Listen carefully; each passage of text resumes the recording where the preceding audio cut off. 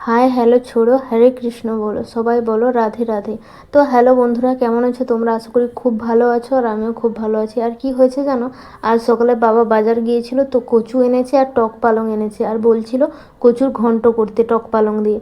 ঠিক আছে, তো এই রেসিপিটা সিম্পল বাট প্রচুর টেস্টি হয়েছে। তো ফার্স্টেই বাবা কচুটা কেটে দিয়েছে, তারপর মা গরম জলে সেদ্ধ করে নিয়েছে ও ছাল ছাড়ানোর জন্য। ছালটা ছাড়ানোর পর রেখে দিতে হবে। তারপর গরম তেলে গোটা লঙ্কা, জিরে ফোড়ন, সরষা পরিমাণ মতো দিয়ে দিতে হবে, আর একটা তেজপাতা দিয়ে দিতে হবে। তারপর ওই ছাড়ানো কচুটা দেওয়ার পর নেড়ে চেড়ে ওতে জল দিয়ে দিতে হবে। ঠিক আছে, তারপর পরিমাণ মতো লবণ আর হলুদ দিয়ে দিতে হবে। তারপর একটু ফুটে গেলে লাস্টে শাক দেবে, নামানোর কিছুক্ষণ আগে দেবে শাক, কারণ না হলে বেশি শাক ফুটে যাবে তো ভালো লাগবে না।